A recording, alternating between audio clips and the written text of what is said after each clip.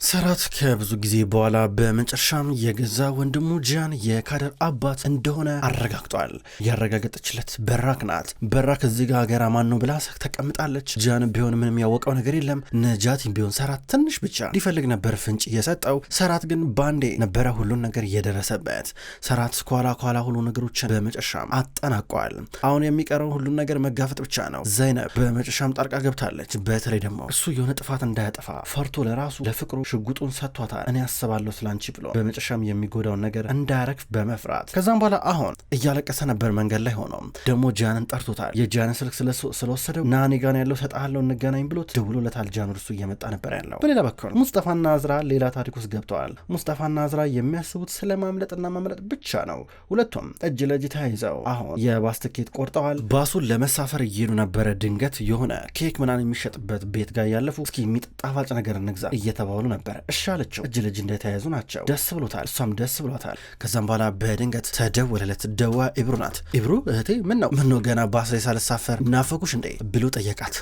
ወንድሜ ታውቃለህ አዝራን ተወዳታለህ አይደለ? ነገር ግን አዝራ ታውቃለህ ባለቤቴ እብድ ነው ያሟል ምናምን ስትል ነበረ አለችው። አዎ ትል ነበርና ምን ይሁን እያለ ነበረ። ወንድሜ ማለት ትክክለኛዋ እብድ ግን አዝራ ናት፣ የሚያማት አዝራን ነው ብላ ነገረችው ማለት እያለ ነበረ። ወንድሜ ተጠቀመችብኝ፣ እኔን እኮ ነው የምልህ ከባለቤቷ ጋር ለመላቀቅ እኔን ተጠቀመችብኝ እንደ ሰበብ አውቃ ሆን ብላ የጂያን እግር ስር ጣለች በማለት ነገረችው። ደነገጠ። ዞር ብሎ አዝራን አያት። ወንድሜ ከመጀመሪያው ቀን ጀምሮ ታውቅ ነበረ አውቃ ሆን ብላ ነው ይህን ነገር እንትን ያለችው ያመቻቸች ውስጥ ነው ነበረ። ምንድነው የምትይው አንቺ እያለ ነበር። ቱሊያ ናት የነገረችኝ፣ ቱላይ ነግራኛለች። እንደውም ቱላይ ገንዘብ ትከፍላል ነበረ እኔን ለማመቻቸት ብላ ዳታ ፈልጋ ነበረ። በዛ ሰዓት ደግሞ በቃ ቱላይ በቃ አውቃ ሆን ብላ እኔ አጠገብ ስትመጣ ጂያንን ታወድሰው ነበረ። ጂያንን በቃ እንዲህ ነው ኮሱ እያለች ትነግረኝ ነበረ። አሁን ገና ነው ገባኝ እያለችው ነበረ። አውቃ ነገር ትፈልገኝ ነበረ። በቃ እንድናድድባት ከዛ ነገር እንድፈልጋት ምናምን ነገር ትፈልገኝ ነበረ። ይኸውልህ እንደውም ሆቴል ምናምን ነገር መታ ነበረ። ሆን ብላ አውቃ ደበደበችኝ ከሱ ጋር ለመጣላት ብላ። ሁሉን ነገር ፕላን የተደረገበት ነው፣ የታቀደበት ነገር ነው። ይኸውልህ አዝራ ራሷን ለማዳን የኔ ህይወት አበላሸችው፣ አጨማለቀችው ስትሎ ነበር። ቱላይ እየዋሸች ነው ሆነ ሊሆን አይችልም እያል ነበር። እሱ መልሼ ደወልልሻለሁ ብሎ ስልኩን ዘጋው። ኢብሩ እያለቀሰች ነው። ከዛ እዚህ ጋር አዝራና ሙስጠፋ ብቻቸውን ቀሩ። ከዛ አዝራ ሙስጠፋ ምን እየተካሄደ ነው ያለው? ምንድነው ችግር አለ እንዴ አለችው። አዝራ ማለት አንቺ ታቂ ነበር ቀደም ብለሽ? ቆይ አንቺ ኢብሩን ከጂያን ለመላቀቅ ተጠቀመሽባታል እንዴ ብሎ ጠይቃት። ስትለዋለች ደንግጣ። አዎ እህቴን እሱ ግር ስር ወርወረሻታል እንዴ አንቺ ራስሽን ከሱ ለማዳን ብለሽ? ምን ማለት ነው? ደያ ንገሪኛ አዝራ አላረኩትም በይ፣ እውነት አይደለም በይኛውን ነገር በያ ምን ነው ዝም አልሽ እያለ ነበር። ተደነባበረች። ለምንድነው ማተኛ እኔን ለምንድነው ማተኝ? በያ ንገሪኝ፣ ምንድነው የምትቆለጨለጭው? በያ እንደዚህ ነገር አላረኩም በይ እያለ ነበረ። እኔ ሙስጠፋ ለመጀመሪያ እንደዛ ነበር፣ ነገር ግን ተጸጽቼ በቃ ትቼዋለሁ ሁሉንም ነገር ላስተካከል ሞክሬ ነበር ብላ እጁን ይዛው እየለመነችው እጁ አለቀቃት። ሙስጠፋ ተው እንደዛ ታርግባክ ስለ ነበረ አውቀሽ የእህቴን ህይወት ልታበላሹ ነበረ። አዎ እራስሽ ለመምለጥ ብለሽ የእህቴን ህይወት አበላሽሽው። አዝራ ምን አይነት ሰው ነሽ እያለ ነበረ። ኧረ ሙስጠፋ አንድ ጊዜ እንኳን ሰማኝ አለችው። አልሰማሽም ከዚህ በኋላ አንቺና ጂያን ማለት ነው ምርጥ ጥንዶች ናቸው፣ ሁለታችሁም መለየት የለባችሁ ገባሽ ብሏት ጥሏት ሄደ። ሙስጠፋ ብላ እየለመነችው በመጨረሻ እዚሁ ተሰናብቷት ጥሏት ይሄዳል። አዝራ ከሙስጠፋ ጋር ለማምለጥ እያረገችው እቅድ አልተሳካላትም። አፏን ይዛ እያለቀሰች ነው። እነሆ ሰራት አሁን እየጠበቀ ያለው ጂያንን ነው። ጂያን እስኪመጣ ጉዱን እስኪያወጣው እየጠበቀው ነው ያለው። ጂያን ፎቅ ላይ እየወጣ ነው ያለው። ሰራት ፎቅ ላይ ነው የሚጠብቀው። ጂያን እንደመጣ ከኋላው መጣና ሰራት ምን አይነት ቦታ ነው የጠራኸኝ? ደሞ እዚህ ምን እናደርጋለን? ምን እንሰራለን እዚህ እያሉ ነበር። ሰራት ዞር ብሎ ዝም ብሎ ጂያንን አየው። ምን ተፈጠረ? እዚህ ለምን ተገናኘ እንዴ? ይህን ቦታ ገዛኸው እንዴ? ንገረኝ አንተ እኮ አታረጎም አይባልም ይለዋል። ጂያን እዚህ ጋር እየቀለደ ነበር። ምን እንደተፈጠረ አያውቅም። ሰራት ግን የምሩን ነው ፍጥጥ ብሎ ሲያዩ የነበረው። በራክ እየደወለችል ነበር በተደጋጋሚ ያለው። ጂያን ደነገጠ እና አሁን ቤት እየጠበቀች ነው። በጣም ተጨንቃ እንድደውልላት ትፈልጋለች አለው። ከዛ ስልኩን እየወጣ ነበር። ሰራት እንካ ደውልላት ብሎ ስልኩን ሰጠው። ምን ማለት ነው? ያቺ እብድ ደግሞ ከኔ ምን ትፈልጋለች? ምን ማለት ነው ትፈልጋለች? ደውላ ነበር ማለት ምን ማለት ነው እያሉ ነበረ። ከዛ ሰራት ምን እንዳለች ታውቃለህ? ጂያን ይኸውልህ ሰራት ታውቋል የካደር አባት ቤት እንዳልሆነ በመጨረሻም ሰራት ደርሶበታል። የሆነ ነገር ማድረግ አለብን። በመጨረሻም ደግሞ እኛ ላይ ደግሞ ይደርስብናል። እኛ የሰራነውን ስራ ደግሞ ይደርስበታል ስትል ነበረ ብሎ ነገረው። ጂያን ደነገጠ። ጂያን ሰራት እየቀለደ ነበር መጀመሪያ የመሰለው። አሁን ግን የምር እንደሆነ ገባው። ክብሎ የሆነ ጀመረ። ሰራት ምንድነው የምታወራው ብሎ ደንግጦ ይመለከተዋል። ሰራት ጂያን እዚሁ ሊያጋፍጠው ነው። ጂያን በመጨረሻ መውጫ ቀዳዳ ያጣ ይመስላል። በል ደውልላት ወንድ ኮንካውን ዝም ብለን ለማፍጠጥ አቁምና ብሎ ሰራት ተናዶ ስልኩ ባይል ወርታች ወረወረው። ንገራት ሸውጀዋለሁ፣ አታልየዋለሁ፣ እንደገና ደግሞ ዋሸውት ምናምን ብለህ እንዳጭበረበርከኝ ንገራት ብሎ ሰራት ስልኩን ሰበረውና ስማ አንተ ደውላት እያልኩ ጎኑ ሲል ነበረ። ሰራት ተረጋጋ ቆይ እናውራ ይላል ጂያን። ተክጃለሁ ሰራት ማን ነው የዋሸ? ማንም ብሎ ነገር ንገረ ነጃቲ ነው በል እንዲመጣ ነገረው ፊት ለፊት እናወራለን ሲል ነበር። አንተ ትንሽ እፍረት እንኳን የሚባል ነገር የለም እንዴ? ትንሽ አታፍርም እንዴ? እንዴት እኔን እንዴት ታረግብኛለህ? እንዴት ከወንድም ሚስት እንዴት ያማሃል እንዴ? እንዴት እኔን እንዴት ታረግብኛለህ አንተ ሲል ነበር። ሰራት ቆይ አንዴ ይኸውልህ የካደር አባት እኔ አይደለሁም ቲቤት እኮ ነው የዲኤንኤ ምርመራውን አምጥቼልሃለሁ በአይንህ በገዛ አይንህ አይተኸዋል እያሉ ነበረ። ውጤቱን ቀያይሯል እየነገርኩ ነው። ከዛ ሆን ብለህ አንተን እንዳትለየቀ እሱን አጠመርከው። ይሄ ትክክለኛው ታሪክ እንዳልሆነ ታውቅ ነበረ አለው። ቆይ እንደዛ አይደለም ይላል። ሰራት ጎተተና የፎቁ ጫፍ ላይ አመጣው። ከዛ እወረውራለሁ ከዚህ ገባ አይደለ እጥልሃለሁ ከዚህ እየሰማኝ ነው አይደለ እስኪ ቢያንስ አንድ ጊዜ ወንዱን እንኳን ቢያንስ አንድ ጊዜ ሰውን እንኳን እውነቱን ለመጋፈጥ ሞክር እንኳን አንድ ጊዜ ቢያንስ እንዳበቃለ እስኪ ቁጠረው በቃ የመጣው ይምጣ ብለህ ተጋፈጥ እያለው ነበረ። ከዛ ለቀቀው። ከዛ ጃን መሬት ላይ ወደቀ። ሰራት ቆይ እንደዛ እኮ አይደለም ይሏል። ሁል ጊዜ እንዳታለልከኝ በቃ እኔ እኮ እስከ መጨረሻው ድረስ ነበር አንተን የማምነህ እኔ በጭራሽ አንተን መጠርጠር የለብኝም ብዬ ስሳቀቅ እንዴ በራክ እስክደውል ድረስ እኮ ምንም አውቀው ነገር እኮ የለም ነበረ በቃ እውነቱን እየነገርከኝ ነበር ይመስለኝ ያለው ነበረ። ሰራት እኔ ምንም ያደረኩት ነገር የለም እውነቴን ነው የምልህ በራክ እኔ እያለ ነበረ። ትንሽ ተስፋ ነበር ላንተ የምሬን ነው የምልህ እኔ እንዴት እንደዚህ ታረግብኛለህ አንተ እንዴት እንደዚህ እያሉ ነበር። ሰራት ቆይ ሰራት ብሎ ጂያን ወደቀ ተንበረከከ። ከዛ በኋላ እጁን እየያዘው ነበረ። ሰራት ሽጉጥ ሊወጣ መስሎት እዚህ ጋር ሰራት ሽጉጡን ሊወጣ ነበረ ወደኋላ ዞር ያለው ነገር ግን ሽጉጡ የለም። አይ ዘይነብ እያለ ነበረ። ለካ ሽጉጡን ሰጥቷታል። አስታወሰም በእንግዲህ ሽጉጥ ከኔ ውሰጂ እኔ ህይወቴን አደጋ ላይ መጣል አልፈልግም ደግሞ ላንቺ ቃሌን መጠበቅ አለብኝ ቃሌን ደግሞ መጠበቅ እንፈልጋለሁ ብሎ አልነበረ። ከዛ እሷ አዎ ይሻልሃል ብላ ሽጉጡን ተቀብሏለች። በሰዓቱ ሽጉጡን ተቀብላ ከዛም በኋላ ወስዳ እየቀበረችው ነበረ። ውጭ ተቀምጦ ነበረ። ድንገት አላየችው ወጣችና ቢሆነ ጨርቅ ነገር ጠቅልላ ቀበረችው። ስትቀብሮ ትክክለኛ ቦታውን ጨምሮ እያየ ነበረ። አሁን ይህን አስታሰ። ሽጉጡን ግን ይዞት አልመጣም። ጂያን ደግሞ ሰራት እባክህ ራራልኝ እባክህ ሰራት እያሉ ነበረ። ከዛ ሰራት ኧረ ብሎ ጂያንን አንድ ጊዜ ፊቱ መታው። ጂያን ወደቀ። ሰራት ደጋግሞ ደበደበው። በእግሩ በእጁ እያረገ አጣደፈው። ወስዶ ደና አርጎ እየቀጠቀጠው ነበር። ገላለሁ ምንም ነው ማላስቀረ እያለ አንዴ በእግሩ አንዴ በእጁ እየደበደበው ነበረ። በሌላ በኩል እዚህ ጋር ዘይነብ ጨንቋታል።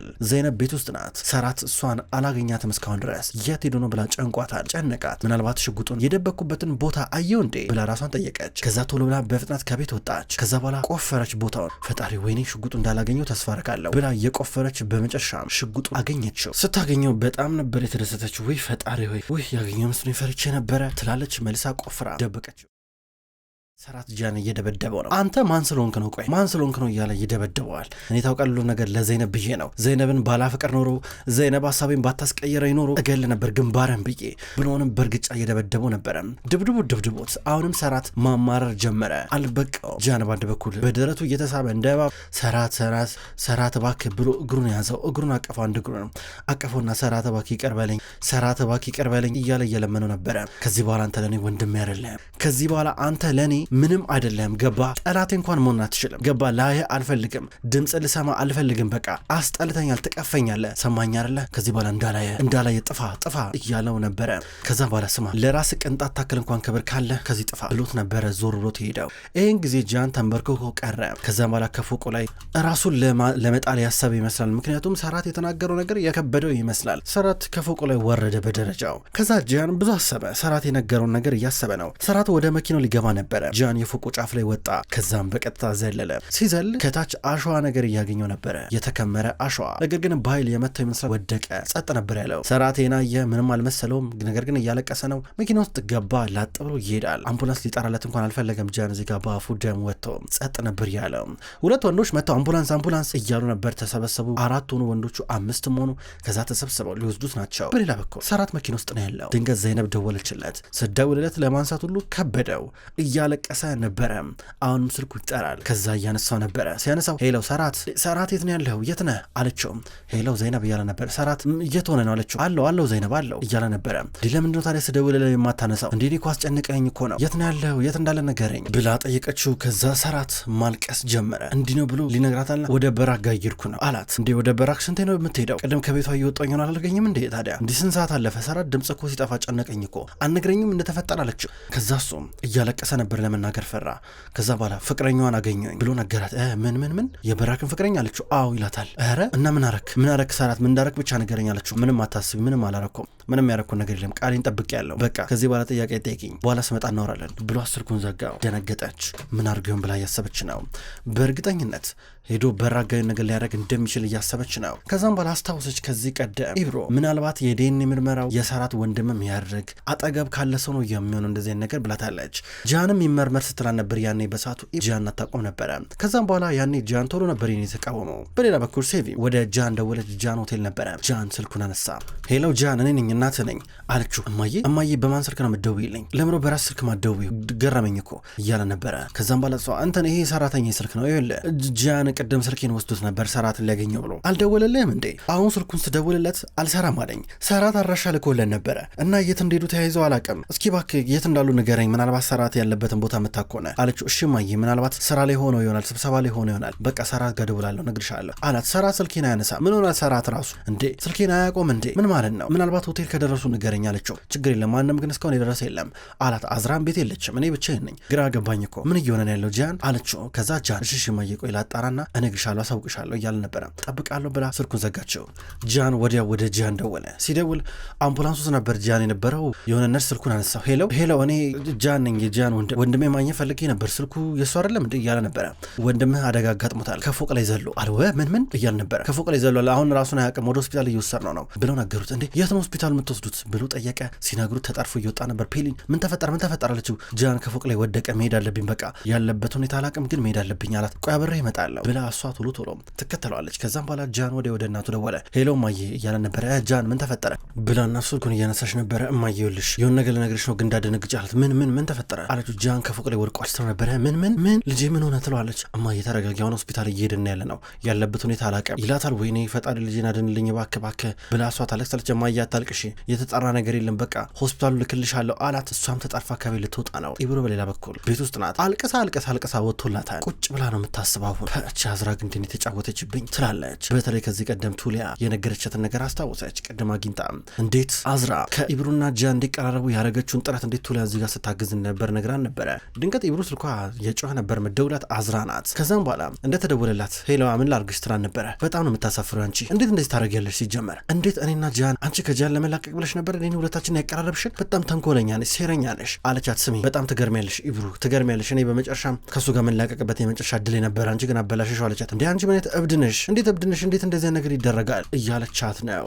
ኢብሩ ተናደደችባት። አዝራ ሰራልሻለሁ ብላ ስልኩን ዘጋች። ሴቪን በሌላ በኩል ወደ ዘይነብ መጣች። እንዴ ሰራት ይታል ሰራት ብላ ጠይቀቻት። ዘይነብ ምን ተፈጠረ ብላ ጠይቃታለች። አረ ልጄ እኮ ከፎቅ ላይ ወደቀ ትላታለች። ከዛ ዚጋ ሴቪም ሆስፒታል ሊድ ብላ ስትሄድ ከዛ ባንዴ ነበር ዘይነብ የገባት ጂያን እንደሆነ እንደተጋለጠ የበራ ፍቅረኛ ወይም የካድር አባት። ከዛ በኋላ ዚጋ ዘይነብ እንዴ ጂያን ነው ስትል ነበረ። ከዛ ቶሎ ብላ ነበረ ኮቷን አርጋ ከቤት እየወጣች ያለችው ሀያል ወደኔ ስትላት መጣኝ ብላ ቶሎ ብላ ትወጣለች። ከዛም በኋላ በቀጥታ ወደ በራክ ጋር ደወለች። በራክ ቤት ውስጥ ናት። ቱሊያን በቃውን ረፍት ላይ ነሽ ወደ ቤት ሂጂ አለቻት። ከዛ ምንም እንደተፈጠረ እሷ የምታውቀው ነገር የለም። ቁጭ ብላ ቡና እየጠጣች ተረጋግታ ድንገት ስልኳ ተደወለ። ዘይነብ ምን ፈለግሽ ስትላት ነበረ። ፍቅረኛሽን ሰራት አግኝቶታል እባክሽ ስትላት ነበረ።